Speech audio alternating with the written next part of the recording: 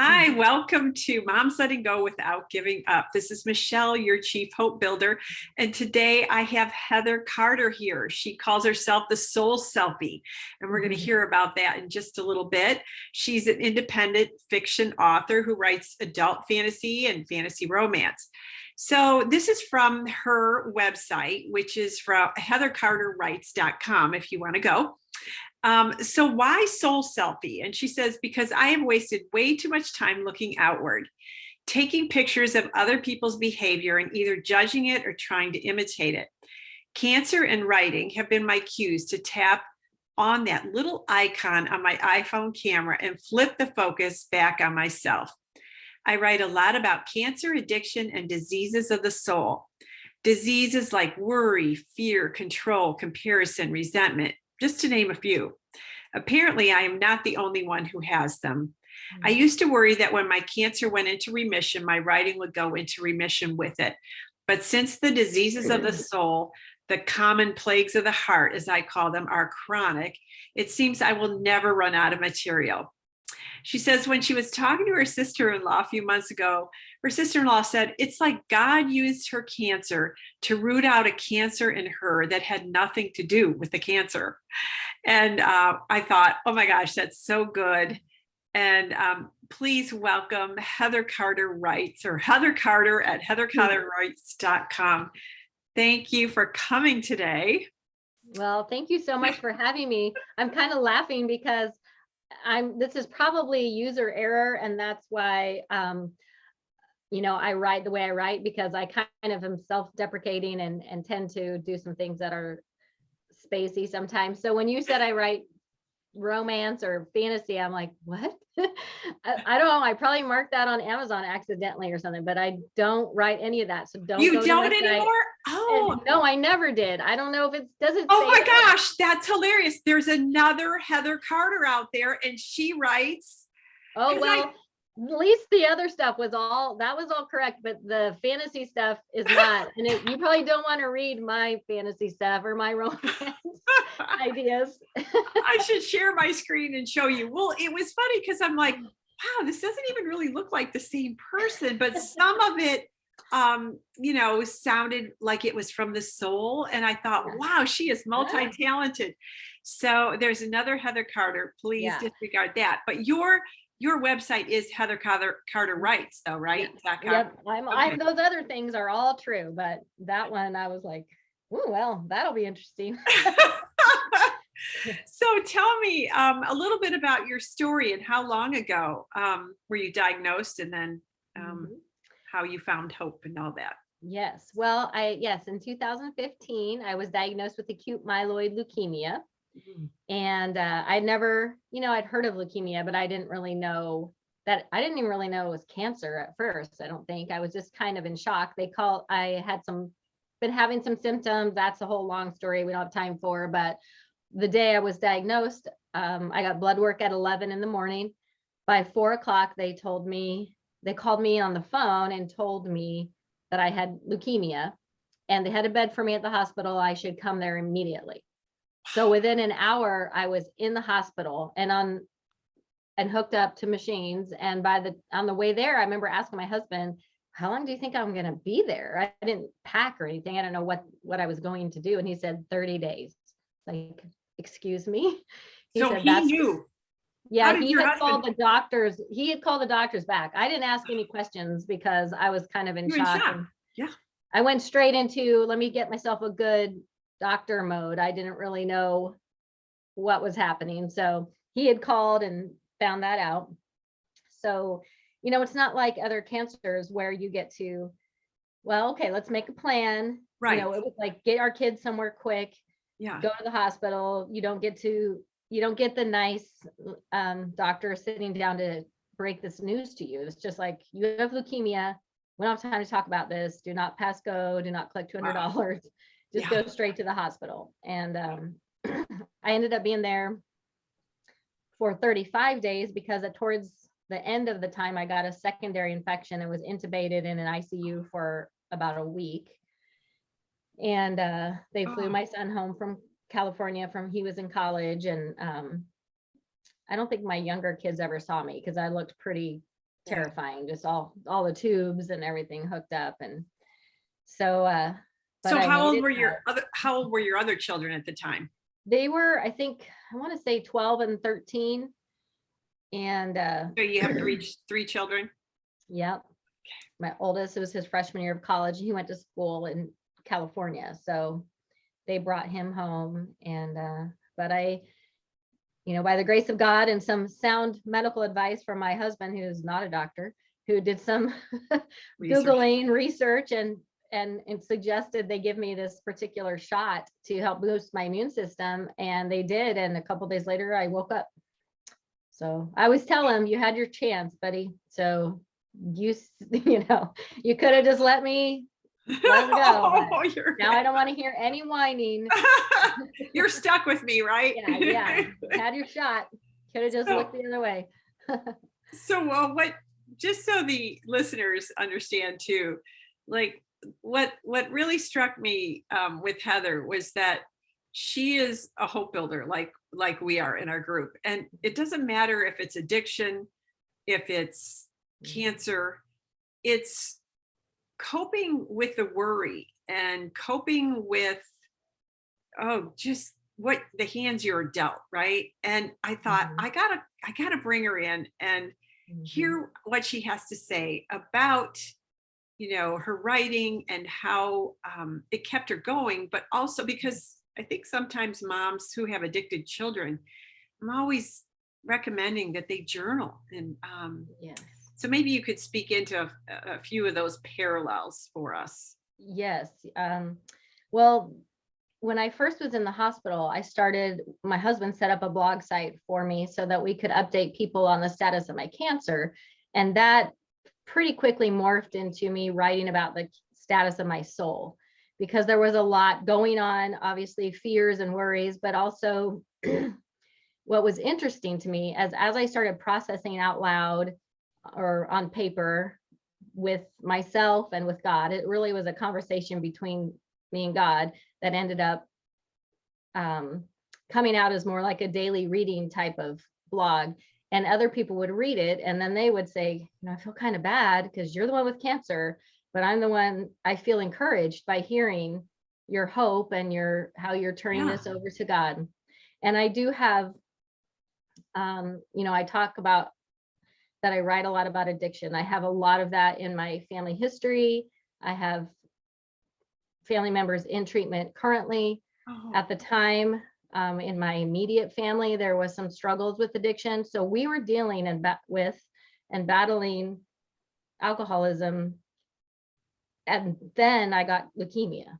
So at the same time, and you probably can understand if a person is bent towards a particular coping mechanism, and then the worst thing you can think of happens to someone you love, then that thing just shoots up. Sure.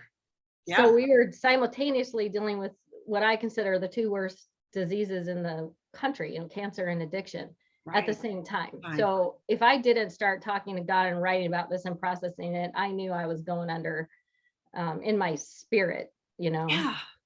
And it is such a spiritual warfare, isn't it? So can people go someplace and read your blog?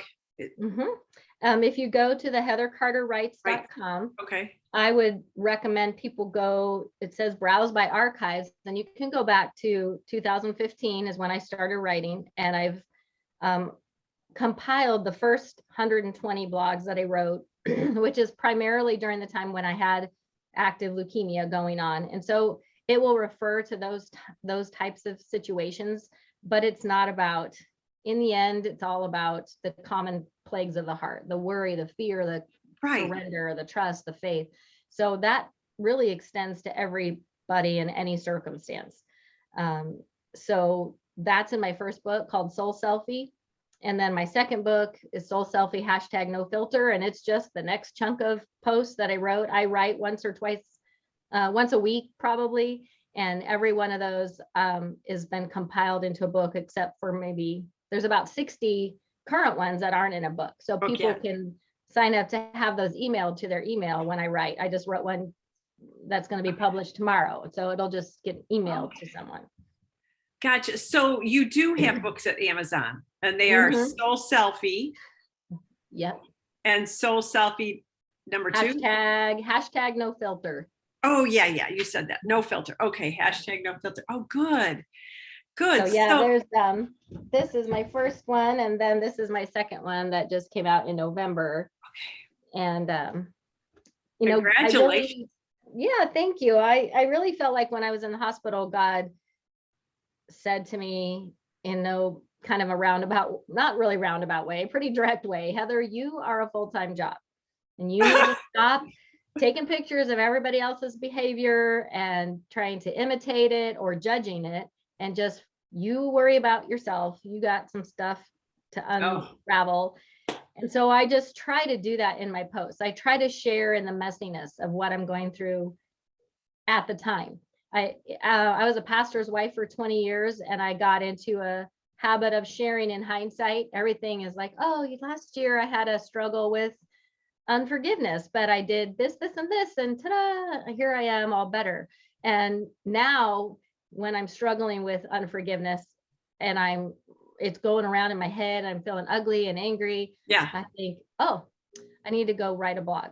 And so Yeah. I'll sit down and write about how I'm feeling today and kind of tell on myself, and then try to process with God some solutions. By the end of each post, I have some solution for people, even though I don't practice it 100%. That's why I Sure. read my own book quite a bit. Yeah. Like, oh yeah, I forgot. I believe that. I forgot to do that. Yes. Oh my gosh. So So therapeutic. it Yes. does. It helps me, and you know, Mhm. people don't really care what I have to say when I come across or try to come across as perfect or having it all together. I did that for a long time, and it didn't really help anybody, and it didn't really help me to feel real. So Yeah. this is a way that God and I reason things out, and that it helps other people at the same time. Yeah. Good. Yeah. And I do have a private Facebook group where moms can come in and share those kind of things, right? And I think it is, I know it's therapeutic for so many of us, but um to keep an ongoing journal to help yourself, because I tell moms, you can't keep focusing on what's happening to your addicted loved one. You've got to keep track of how you are responding to that and what's happening to you as a result, because that's Yeah. the only thing is what we have is us. And that's just such a difficult concept, especially for moms, because we feel biologically connected to our kids. I mean, it's like we're wearing their DNA and they're wearing our DNA, and we sometimes can even intuitively know things about them. The bond is just very, very tight. And so it's hard to separate that, especially for a lot of moms. So um so I guess, where do you find hope? Let me ask that. Where do you find hope? Well, first and foremost, just giving it over to God and surrendering the outcome of everything I go through to Him. Because, you know, one of the things I have learned, I go to Al-Anon. I've been going to Al-Anon for 10 years, and Wow. it has really supported my faith in God, because I realized that, again, I mean, that whole message in Al-Anon is you, it is not your job Mhm. to fix anybody else, and you can love them and support them, but your main priority is to take care of yourself and detach with love from everyone, not just your addicted loved Right. ones, but to detach with Detach love. from owning Yeah, their love, detach. from owning them or Yeah, their detachment is more just separating yourself spiritually and emotionally from other people, so right. you can be okay even when people around you are not So okay. not. I write about that concept a lot in my book. Wow. And you know, it's interesting you're talking about sharing your story and writing it down, because I have several things going on right now, and I want to just let the listeners know, you know, we did not talk about this. I didn't tell her any of that. And No. every one of those situations and podcasts and things that I'm getting ready to launch are all around your story. In fact, if you go to my site, the last 2 or 3 posts I've written have been specifically about writing your story down, Yes. or saying it into your phone, somehow documenting your story, because I really believe that we go through what we go through so we can help others get through what we went Yes. through. Yes. And you may not be able to fix your loved one, but you can serve other people in the meantime. You can serve while they're still sick. You can serve while you're still sick. My first blog posts in my first book, I got out of the hospital from ICU where I could not talk, I couldn't walk, I couldn't sit up, couldn't roll over by myself. I was 45 and went home with a walker and a shower chair. And that was March 2nd. My first post in my book is March 29th. I didn't know if I was going to live or not live, but I thought, I'm not wasting this time waiting for me to get better in order to start helping other people. And so you can do that too. If you're a mom and there's probably not a lot you can do to help your loved one other than probably stay out of God's way. That's a big part of it. So as parents, we interfere, and we just, I know with my loved one, I just kept catching him right before he hit his bottom. And then he would get a little better. And then I'd catch him again. He never hit his bottom until I just stood back and let him fall for a minute. And then God was there to do what he needed to do. I just kept getting in the way. Because it's his journey. Yeah. And it's so hard not to get in the way of God's journey sometimes. I have to share this with you. Okay. So this is a proof of my book that's coming out really soon. Ebook copies are available. But the reason I want to share that is it's a 30-day program. And in the first day, it's all about write your story. Mm-hmm. And so, because it's a journey. And so I say, here's your story now. This is where you've been. And in 30 days, we're going to transform you. What do you want your story to look like? And how do you want that to look different? So isn't that something that you and I both feel the same way? And so when I first started doing what I'm doing, I was like, well, I'm only one person. I can't do anything. I mean, what can I do? Right.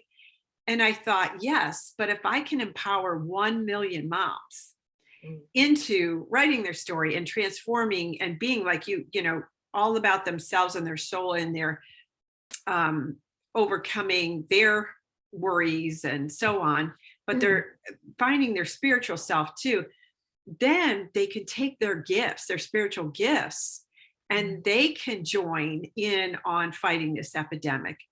And so that's kind of what lights my fire, is just to inspire other moms to get well so they can, use who they are to go out there. And it might not even be in the addiction space, but it's doing something to help others.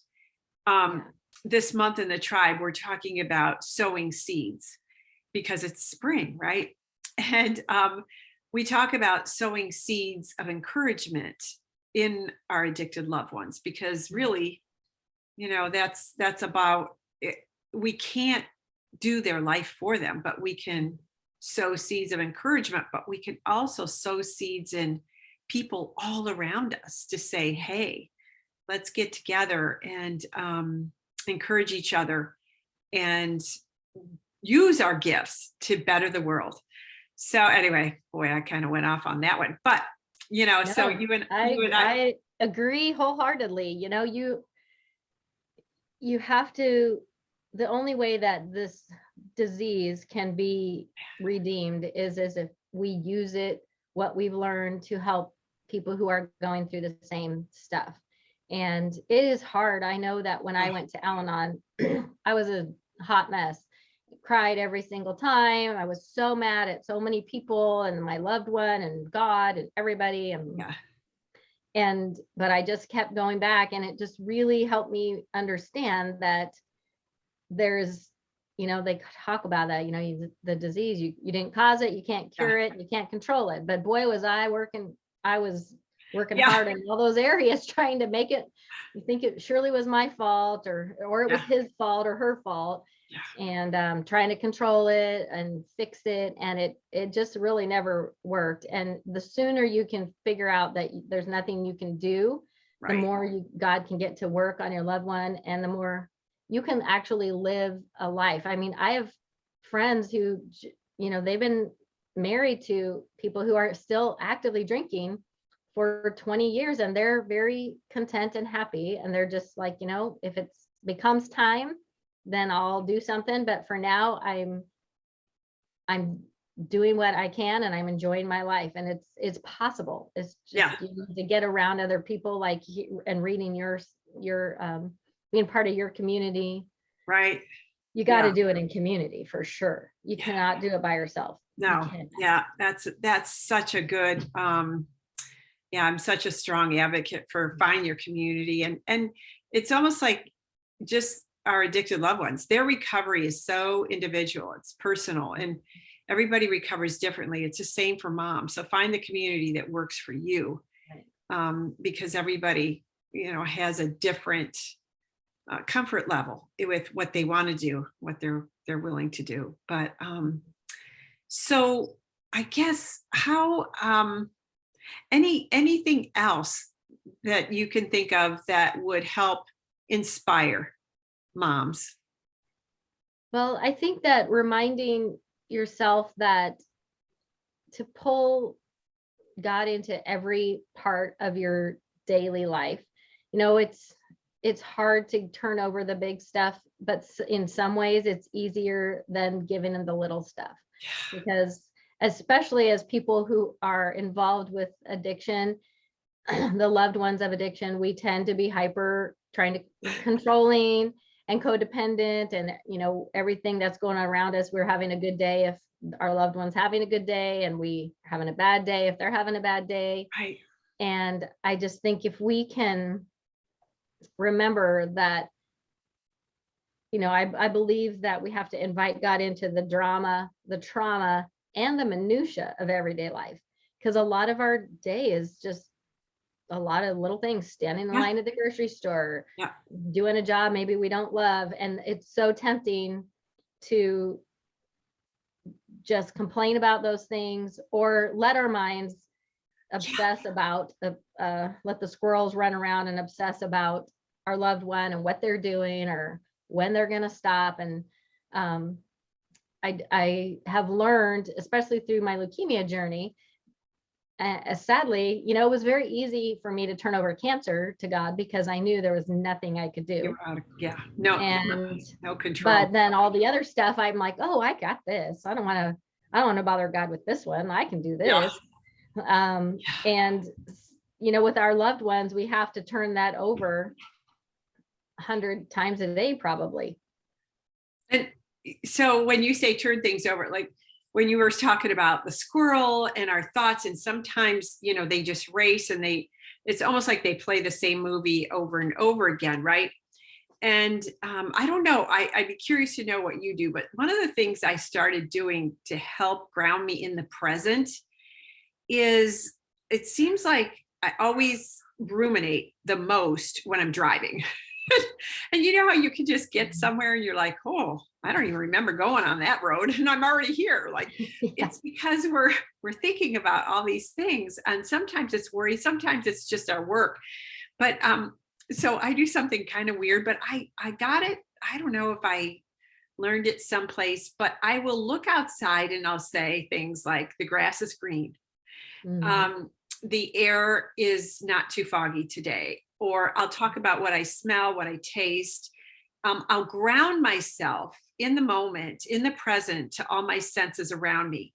Like, oh, there's a red sign right there. And over there, there's a blue car. And sometimes I'll even say that out loud, so that I will redirect all those ruminating thoughts. I guess that's redundant, but to just help me stop that. Stop that. Yeah. What do you do? Have you ever thought about it or tried to do something? Oh yeah. There's all kinds of tricks probably, but I think that's a good one. My sponsor always says, keep your head with your hands. Oh, what's that? Instead of, if I'm doing dishes, my brain needs to think about doing dishes. If I'm driving my car, it's something akin to what you said, like you are very aware of what you are observing while you're driving your car. Maybe you could be like my grandparents, and actually my parents, and now my husband and I are turning into that, where you're like, you read signs and billboards out loud, and your kids are like, why are you reading that out loud?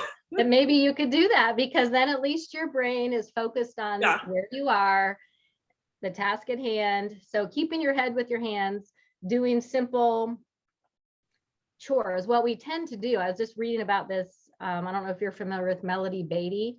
She does Codependent No More. And there's a daily reading book that's for us kind of codependent type of people. It's really good for family members of addicted family members. But she talked about how sometimes we are so obsessed about our loved one that we're almost frozen and immobilized. Like we can't even do our dishes. We try to put our life on hold so we can just, like, somehow that's going to help for us to just obsess about what's going on with them. And so the solution really is to continue your routine, continue to do your dishes. And it sounds stupid, but think about your dishes. Right. I mean, I sometimes plan to think about other things while I'm doing something. Oh, I'm going to go to this, do this chore. And while I'm doing it, I'll think about da, da, da, da, da, instead of just do what I'm doing, be where I am, keep with my head, with my hands. So, and people are going to laugh, but this is why I play pickleball. So I started playing pickleball about the time when things got pretty difficult in our family, and we ended up guardianship of our grandkids. And it was just a stressful time because we thought we were going to be retired, and we had kids who felt abandoned, who were embarrassed by their parents who still were at that time in active addiction. And I just needed something. So my husband and I started playing pickleball. And so it's kind of like you said, I never thought about it till just now. When I'm out there, all I can do is think about the score, where the ball is, where I'm going to take the ball, if I'm going to actually swing and hit it or miss it, where my partner is, just all those things. And I can go out there for 2 hours. When I come off the court, it's like, oh yeah, I forgot about all of this and all of this over here.